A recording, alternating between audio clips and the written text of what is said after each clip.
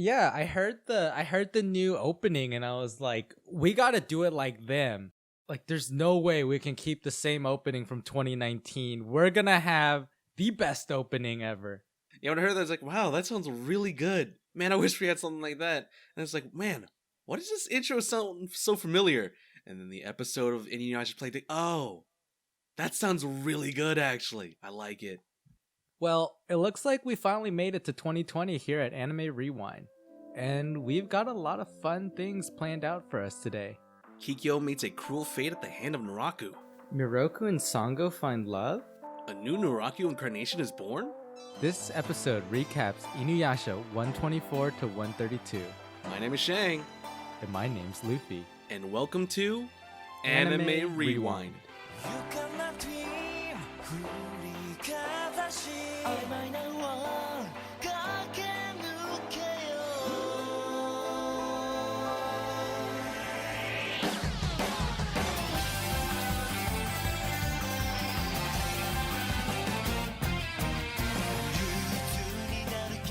Welcome to Anime Rewind, guys. We have made it into 2020. We're back. It feels so fresh. 1 month holiday hiatus and we're back on the anime grind. Where am I? What year is it? Why do I smell? It's 2020, Shang. I've been saying 2020 a lot. It's 2020. It smells like future. Now, you may have noticed that one of our hosts from Anime Rewind is no longer here with us. What do you mean? Mio had to step down due to some IRL situations, and so she can't be with us for the remainder of season 1 of Inuyasha. But we'd like to go ahead and thank Mio for all her hard work here on Anime Rewind. Your bad jokes will be missed. I will miss them. And I will miss you. Yeah. I would say that your bad jokes were the best bad jokes. Especially your Lomoa joke. Got me real good. I'm trying to forget that one. Still trying not to leave the room at the moment. That being said, there are currently no plans to replace Mio. Maybe when we start a new series for season 2, we'll search for a third host then. But for now, it's just me and Shang riding and dying until the end. Back to back. Tokyo Drift. Okay, alright. So, now, episode 14, first episode of the new decade. What's different about Anime Rewind? Well, for one, our intro's different. But what else is coming to Anime Rewind? So coming to the new decade, we're doing shorter episodes. Instead of our long 60-minute episodes, we'll be cutting it down to probably like 30, 40-minute episodes. We'll be doing less recap, and we'll be doing more nostalgia bits that me and Luffy were interested in. Inuyasha is also coming to an end soon. And so as we look forward to season 2, which will be coming in 2020, if there are any anime series out there that you, the listener, are interested in, that you think we should recap or look into, we are completely open to ideas at this moment. One big change coming to Anime Rewind is that we're no longer limiting the animes we watch to just our childhood. Yes! Finally! We just want to watch animes that have aired, that we've seen before, that we love, and we just want to talk and gush about. I could finally talk about my Demon Slayer. I mean, yeah. It was technically last year, right? Whoa, my childhood, let's go. Yeah, I was so young last year. Let's talk about it. I was also thinking we could start doing some cool stuff. Like, we could do special episodes here and there where we, like, in the middle of a series, we could take a break and talk about a movie we watched and, like, just give a nice recap of our thoughts and things about that. Or even just do an entire episode dedicated to a series that we like. Like, say we just really want to talk about Naruto one day. Naruto. We talk about Naruto one day. Naruto. And, of course, more greatest hits are on the way. Oh. They are just a pain to make, but they're on the way. They're so good, though. The pain's worth it. Yeah, these are the things coming to Anime Rewind. I hope you look forward to it. Not so much Rewind this year, more anime. That's our focus. So All right. Well, that's the news for us. Welcome back, you guys. It's been a while. I missed recording these podcast episodes. How about you, Shane? Me too. Oh man, for the long month. Oh man, I can't believe it's been a month. It feels like it's been a year. It really has been a while. And then coming back to this, it's like, whoa, we did this? Yeah. I'm glad to be back at the grind, watching Inuyasha again. And speaking of watching Inuyasha, for this episode, we watched Inuyasha 124 to 132. It was 9 great. Now that's an overstatement. It was like 5 great episodes and 4 fillers. It's like, you really want to say that? Like, I'm not too sure how great those fillers were. They were okay. They were okay. Ah. They only hurt me a little bit. So rather than do our usual recap, of course, we're doing less recap this year, more nostalgia. So instead, why don't we just briefly go over the 9 episodes that we watched and just summarize each episode in a sentence. Episode 124. Naraku reveals his true plan to Kikyo, and he slays her. Epic music. Yeah, there was actually really good music in 124. There was really good music in 124. Oh my god. 125 and 126, Kagome gets captured by Naraku's newest incarnation, but she breaks free of the baby's spell by declaring her love for Inuyasha. Aww. Alright, 127, 128. Dried monsters attack a school. What will Inuyasha do to save them all? Iron Reaver Soul Stealer! Soda 2020. 129 and 130 were really useless fillers I don't remember anything about. It's okay. But I believe Shippo lost a girlfriend in 130. Yeah. So, sorry, Shippo. Feels bad. Alright, 131, 132. Sangu, Moroku. They fight. They love. They fight again. In the end, Moroku finally confesses his love. Baby, will you have my children? And Sango says, yes, Miroku. Well, did she say teehee? No. You know what she said? She said, does that mean you're gonna stop womanizing? And then Inuyasha was like, I bet they won't even last a day. My boy Moroku never fails. Yeah, and those were the episodes, you know? Like, I think a lot happened that was good in terms of development towards Kikyo, Naraku, Inuyasha, Miroku, Sango. Like, we got some conclusions to ongoing story arcs. And Shippo. Don't forget Shippo, alright? Nah, that was filler. That was pretend. Shippo never even had a girlfriend to start with. It was real. Sota had a girlfriend, alright? So did Shippo. That was in 2019, Sota. Where's your 2020 girlfriend? Poor Sota doesn't have a 2020 girlfriend. Who does have a 2020 girlfriend? No comment. All right. So something we're doing starting with this episode is we're going to be exploring themes within the episodes that we watched rather than fully covering the episodes that we watched. And so we've prepared 3 themes for us today. And the very first theme is Kikyo.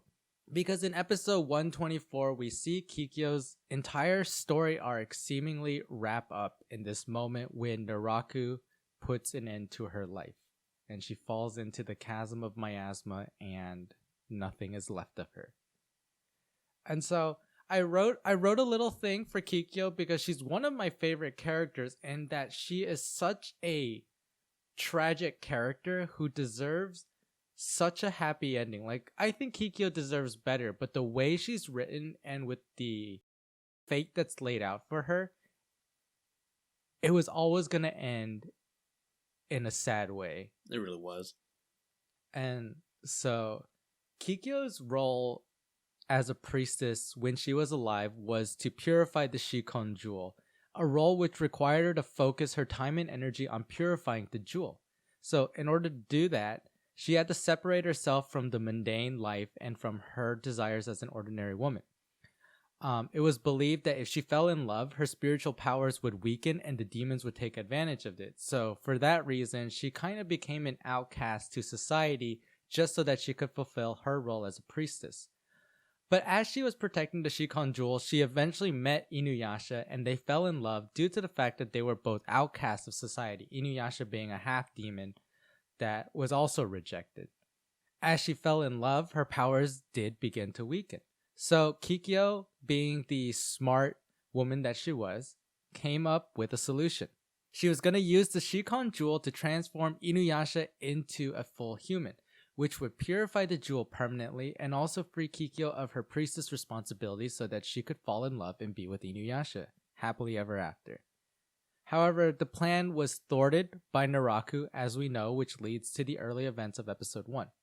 Kikyo then bound Inuyasha to a tree and burned herself with the jewel, believing that in doing so, she would erase the jewel from existence.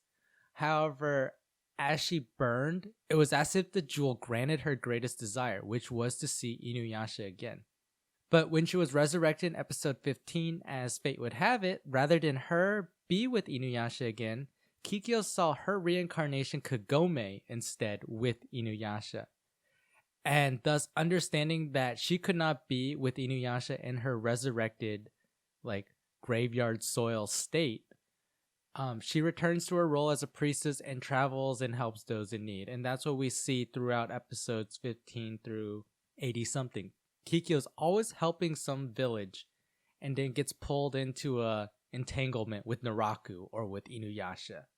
And so her story arc does begin to move towards a conclusion when she meets Rasetsu, the bandit that used to work with Onigumo in episode 89. Rasetsu asks for her to take a lock of his hair to Mount Hakare so that his soul may find peace. And it's there where she dies a second time. Kikyo's death is probably one of the saddest and most beautiful moments in anime. I said it, in anime, not only in Inuyasha, but in all anime. Because Kikyo deserved a happy ending. But we pretty much know that through the course of the entire anime that Kikyo and Inuyasha would never end up together, meaning that there was never a happy ending in store for Kikyo. And as Naraku explains to Kikyo that Rasetsu was just a cog in his plan to bring her to Mount Hakare so that Naraku could kill her, Kikyo realizes that the moment at that point would be her last. And as Naraku impales her and she falls off the cliff to her death, her final memories begin to flash before her eyes. And her final memories are her most precious moments, which are all with Inuyasha, all from the past. And it's almost as if her brain realizes that she cannot have a happy ending with Inuyasha, but almost like what's the second best thing Kikyo can have is that her final memories is of the one that she actually loves. And that's the final thing she sees before she passes away. And in a way, that gives Kikyo enough peace to pass on into the afterlife. And that wraps up, the story of Kikyo. And it's so sad to just hear it again. Oh man, I miss Kikyo already. I miss her, Shang. Stop crying, Shang. We gotta be strong. The new year just started. It's so. What do you mean? They started the new year with her dying. How can I accept that? How could they? How did Inuyasha know that would be the first episode we watch of the decade? Seriously. How did Inuyasha know? There's still a part of me that feels like Kikyo can still make a comeback. Because, most animes are yeah, this person may have died, but they'll make a comeback. And I'm still waiting for that comeback. Yeah, but, she fell into a bunch of poison. And most people don't come back from poison, so who knows? You never know. It's Kikyo. She's made of graveyard soil and bones. Yeah, you think they're going to resurrect her for a third time? Come back again! Ah, yes. They're who's that new incarnation that Inuyasha's with now? What happened to Kagome? I moved on. That's right. Welcome back, Kikyo. Welcome back. You know what's chilling, though, is that after Kikyo dies, Inuyasha arrives late at the scene, and Sesshomaru's there. And Sesshomaru, Inuyasha's mad, right? And Sesshomaru delivers, this line that is absolutely chilling, because it is the brutal and most honest truth. And we can give it a listen right now. I don't care to know what your connection to that woman was. The person responsible for killing Kikyo was Noraku. And you're the one who didn't save her. Inuyasha, blame yourself. Rather than take your anger out on me, I suggest you go after Noraku. Exactly.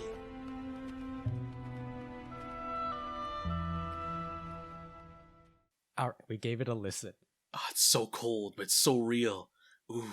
Yeah, it's like, but like Sesshomaru speaks in a very mature way in that he's dealt with death before, right? His mother passed away, even though he didn't really love her. His father passed away, and I think he partly blames himself for his father's death. I don't exactly remember why, but like Sesshomaru has dealt with the passing of people that he's cared for before, whereas Inuyasha really hasn't. And so it's kind of like an older brother passing on, like, you know, his wisdom in the most like rude manner to the younger brother. It really is. But, you know, it's like, he's like, blame yourself. You were too weak. You gotta get stronger. And like Inuyasha's response is absolutely like soul crushing. He's so torn up. It's Kikyo, his first love. He cared. She was real to him, okay? Kikyo, forgive me. Yeah, you're right. Wait, okay, all right, you're right. This moment in general, though, was just so moving. Inuyasha. It's just that I think the delivery by the voice actor was just so good. Like you could feel the like pain in his voice. Where's Kikyo? Did something happen to her? Yeah, Like, can you hear it? Noraku wasn't after me. It just hurts. He wanted Kikyo. So bad. He wanted to take her life.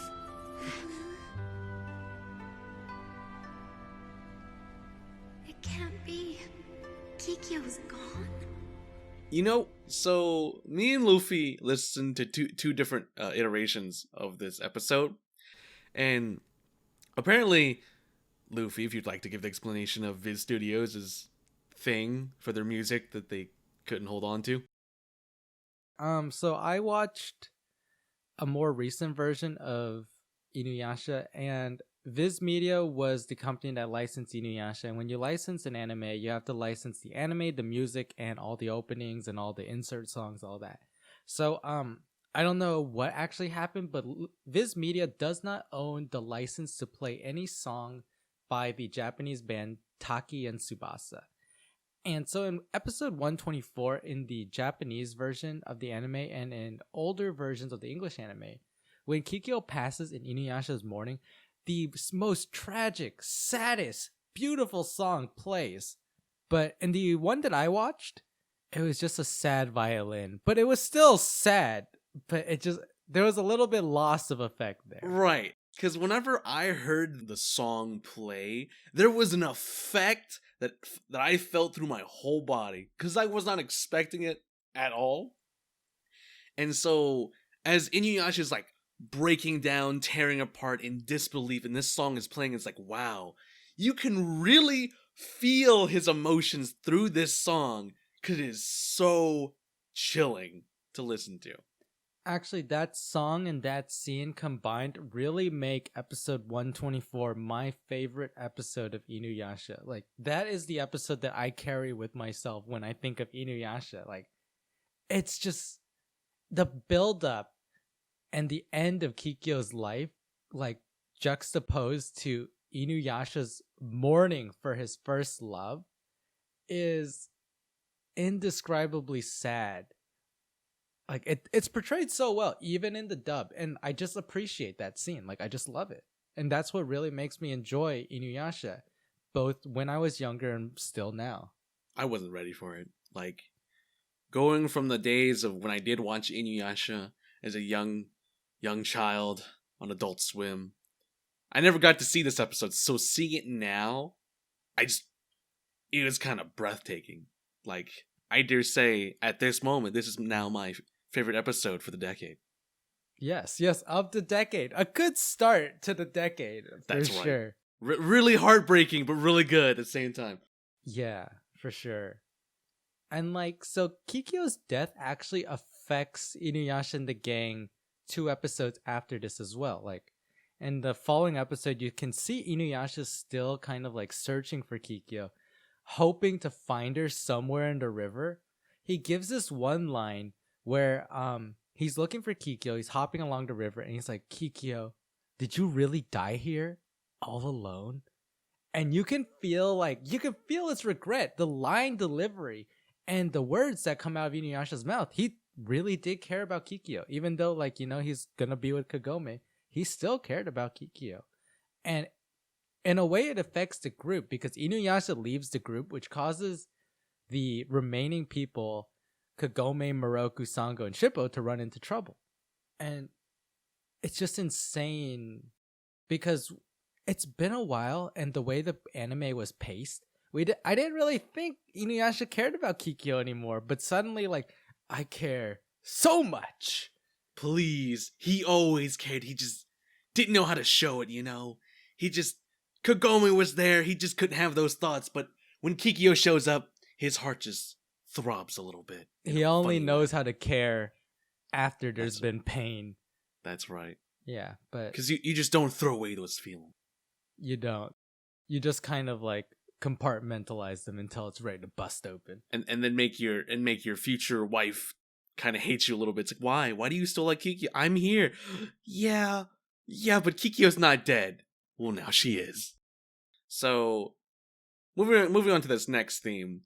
Our theme 2 is called Naraku's Incarnation, which is the introduction of this new incarnation of Naraku, which is literally a baby Naraku.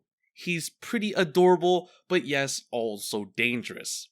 Because if you hold on to him, and he will drive into your soul to find the darkness in your heart. And once he finds that, he is now in control.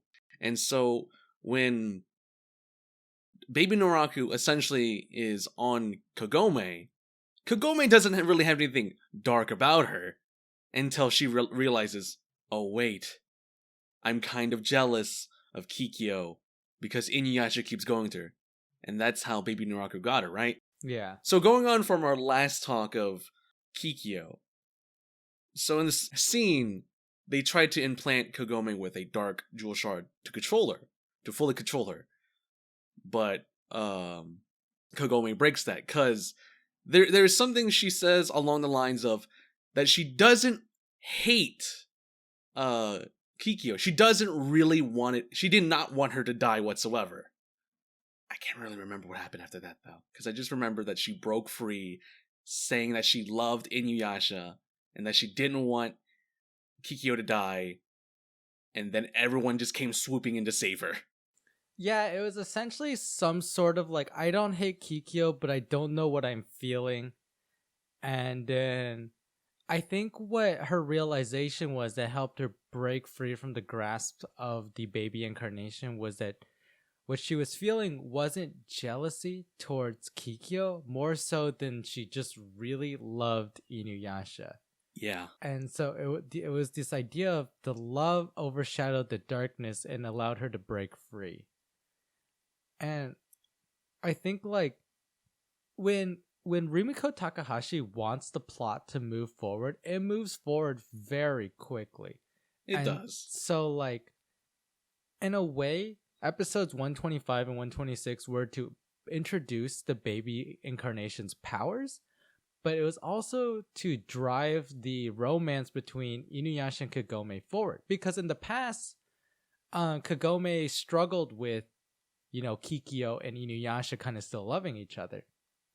And her realization in the past was that I'm just going to stick around. I don't care if Inuyasha's into Kikyo. I'm just going to be there for Inuyasha. But now she cared. She cared. But now in 126, she flat out says, I'm in love with Inuyasha. So that's the development that we get at this point.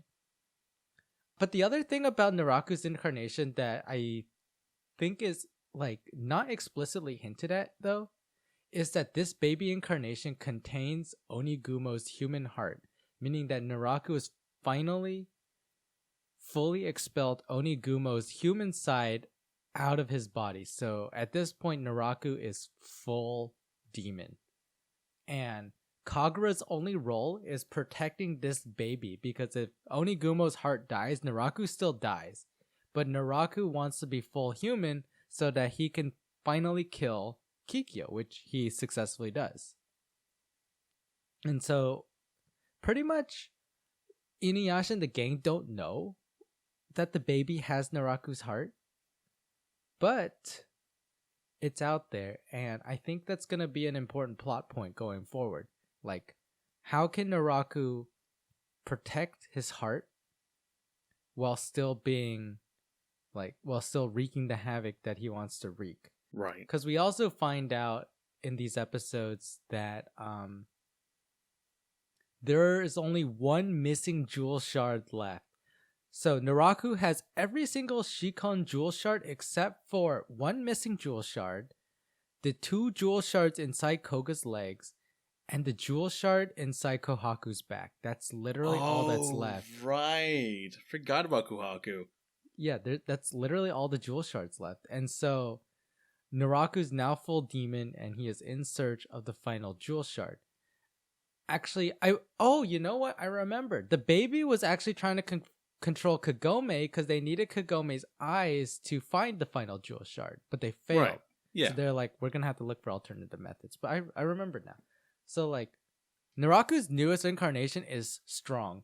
And knowing the episodes that I've seen going forward, the baby becomes stronger. Very, very, very much stronger. So I'm really excited for you to, like, does he grow watching. up to be a strong young man? He turns into Onigumo himself. Oh, Lord. Minus all the burnt flesh and mummy wrappings. Yeah, pre-burnt Onigumo. Pre-burnt Onigumo, yes. Onigumbo. Onigumbo. All right, so the final, like, topic we had was Moroku and Sango and their budding or maybe concluding relationship. In episodes 131 and 132, we run into a situation where Sango gets captured in a village of women, and Moroku, having the weakness to women that he does, kind of like runs around on his toes for a bit, like kind of does dumb stuff. But when he realizes that Sango is in danger, he actually like goes out of his way to go and rescue Sango. And this is kind of like an extension of what happened in Mount Hakure when Moroku used his wind tunnel to suck up all the Saimyosho and almost killed himself to protect Sango, because he said something along the lines of like, if I can't even protect the woman that I care about, what kind of man am I? And then sucks it all up, you know? Like, it's this great moment where like they really like, Moroku really like verbalizes how he feels about Sango, and Sango does something similarly when Moroku collapses. I was going to say, they both say some very strong, cheesy lines on Mount Hakure. They do. And so in this episode, essentially Moroku does some stuff that Sango doesn't like with his womanizing, and he like screws around. But then when push comes to shove, he puts his life on the line again to protect Sango. And he has to fight a possessed Sango. Sango has so many weapons. Like, right? He knocks out the Hirai coats and a sword comes out. Knocks out the sword and a blade on her arm comes out. You know, like it's nonstop. But he nonstop. Like deals with it all and eventually frees Sango from the possession of a salamander demon. And in the aftermath of the events, Moroku and Sango are sitting on the shore overlooking like a small stream or something like that, small river. And Moroku is like, Sango, I don't think we're meant for each other. You know, like he says something and Sango starts to cry. And then he's like, right. But if there ever comes a day when we defeat Naraku and this wind tunnel is removed from my hand and we can live as normal humans, would you bear my children? And I'm like, oh, Moroku, right. Yes, right, yes, right. So the funny part is that when I heard that, it's like, man, I never thought I'd be rooting for a guy to say his line that he's been saying to every woman, but saying that line to Sango was satisfying. But it was so satisfying. The way he portrayed that was kind of like, wow, that's really messed up. Like, I can't see you as a lover. because we are companions in this fight against Naraku. It's like, oh, that you just friend zoned her, and he's like, wait a minute, there's more. But after all this is done, do you want to live together? It's like, oh my god, did he just propose? And then the whole baby part, it's like, will you have my children? Yeah. It's like, oh my god, he said it. Oh my god. Yeah. And you know what? His lowest number he starts with is 10? Right? 20? 20? Oh man, 10 kids is a lot, Moroku. Watch out there. And the funny part of the song is like, yeah, sure, whatever you want. But will you stop womanizing? Will Moroku, will you stop womanizing? And Moroku says nothing at all. And so Sango just like, okay, whatever. And they just enjoy the moment. Yeah. But like, when I watched Inuyasha as a kid, I was really honed in on this Inuyasha Kagome Kikyo relationship. I never really focused too much on Moroku and Sango. I almost like forgot about this all. And so like to see that episode again while watching through the whole series from episode 1 until now, like I can't help but root for Moroku and Sango because it's such a simple relationship. It really is. Just held back by one of Moroku's lesser traits. But like, it's like, come on, Moroku, you can do this. You really care about this girl. Sango cares about you. You guys can do this. It's just he wants to have children. Don't you see? It's not that he's a womanizer. It's just he wants to have children because he loves kids. Or he's a womanizer. But like, like the themes we presented in today's episode are very consequential themes that are going to lead us into the following episodes coming up. Kikyo's death, Inuyasha's dealing with the loss of Kikyo, and how Inuyasha and Kagome's relationship will grow going forward. Naraku's newest incarnation, what is he really up to? How strong is he really? And Moroku and Sango, are they going to be okay in their newfound like confession with each other? Like these are things that we can look forward to going forward. So I'm really excited to really continue Inuyasha. Same. It's just an exciting time. But not to be a downer, but like the next episodes we're watching are all filler. All right, I'm done. Quit. No more. No. All right. How about this? Why don't we do this? At the end of every Anime Rewind episode from here on out, why don't we give some brief concluding remarks? So Sure. In this case, in this batch of episodes, what was your favorite episode and what was your least favorite episode? My favorite episode has to be the first one. 124. 124. 124 was definitely my favorite episode. My least favorite episode out of all of them has to be, I'm pretty sure it's 130. The Shippo one? That's right, Hard Scar. Oh, the Hard Scar. You're right. Wait. Oh, it's so bad. Okay, so I know I try to fight for my boy Shippo and his romance. It's just it's so cheesy. Every filler he gets with a romance, because it's funny how in this filler Kagome and Sango are like, how does Shippo get all these girls? And obviously he gets it from Moroku, my boy. But every time he does something to get a girl or whatever, he just messes it up, or does something really cheesy or cringy that's just like, nope. Shippo, you ruined the episode for me. Nope. Yeah, Shippo is just awful. I completely agree with you. 124, definitely favorite episode of this podcast. I mean, 124, definitely the favorite episode of this batch, and 130 being the worst. Yes. It's just like, Shippo, come on, get better. Somebody clip this. What? Anime Rewind has unanimously chosen, is finally united in choices. Finally united. In 2020, boys. 2020, the dream.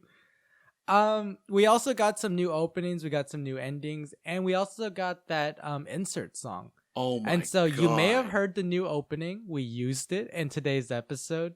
The song is called One Day, One Dream by Taki and Tsubasa.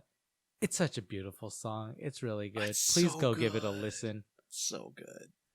And we have our ending by Namie Amuro called Come. It's so, oh my god, I'm a fanboy this song so hard because I forgot all about it, and the moment I heard this song again, oh my god, it's so good. That was just my favorite style of music, but it brought so much more nostalgia to me, more than all the other songs I've ever listened to. Just something about this song just really got me going. Okay, I'm done. Sorry for the fanboy. Sorry. No, Shane, keep fanboy. I lost our outro. I don't Oh, know no. what to say for the outro. I'm scrolling as hard as I can right now. Feels bad. I'm gonna find it soon. Oh, Wait, you no. know what? I bet you it's in one of my other Google Docs. I'm gonna just go over there. So one of the last new additions we want to add to Anime Rewind is that this is an anime podcast, and we want to recommend for you guys other animes that you might enjoy watching if you enjoy this podcast. And so Shang and I, every week, will kind of go back into the memory banks and recommend for you a good series. It might be a short series that's 12 to 13 episodes long, or a long series that's almost 900 plus episodes long. Who knows? But Shang, why don't you go ahead first? Okay. I've been thinking about this for a little bit, and there is an anime that I haven't seen in a while, but it teaches some good things, but also being a little bit out there, right? So it's called GTO. Oh, yes. Great Teacher Onizuka. The animation is pretty old, obviously. There is an actual real live action movie for it. Obviously, the the anime is better. But if there is an anime that you're looking to get into, definitely look into GTO. Great Teacher Onizuka. I also second that recommendation. It's a really good series. I thought about this for a really long time. I think the anime that I want to recommend on this podcast is Eyeshield 21. I've been rewatching it recently. It is a shonen sports anime following the story of a boy named Senna and his journey in becoming the best running back in football. And it's an amazing anime. It does football justice. And if you love sports anime, you will most definitely love Eyeshield 21. It is probably one of my favorite sports animes out there. So I highly recommend watching it. It's available on Crunchyroll. I believe GTO is also available on Crunchyroll. So if you guys want to watch it, you can definitely check it out there. Crunchyroll sponsor us. Crunchyroll sponsor us. We're shouting you out right now. Come on, please. 2020. All right. So this has been Anime Rewind. Thank you so much for listening and your continued support. We thank you so much for supporting us in 2019, and we hope that you will continue to support us in 2020. Please continue to share this podcast with your friends and family if you do enjoy our content. Getting new listeners is how we grow, and so we are very thankful when you go out of your way and say, hey, this is a podcast I think you'd be interested in if you like anime or if you like Inuyasha. Like, these guys are hilarious. Please check them out. Yes, please. Yeah, please. Our next episode will be out February 4th, where we discuss Inuyasha 133 to 138. So until next time, you guys, thank you so much for listening. My name's Luffy. My name is Shang. And remember, commando until proven not commando. 僕らにどんな世界が道なき道の先に待ってる声なき声はこのままどこにも届かずに消えてゆくの忘れない消せない今日の後悔も投げ捨てがむしゃらに明日を目指す朝日に照らされたキス笑い合って終わることない旅を続けよう向かい風としている進む理由がある。だから友よ、置いてくためだけに生きるのはまだ早いだろう。身につけたもの、抱え込んだもの、手放した時始まる何か、うまく生きてくレシピを破り捨てて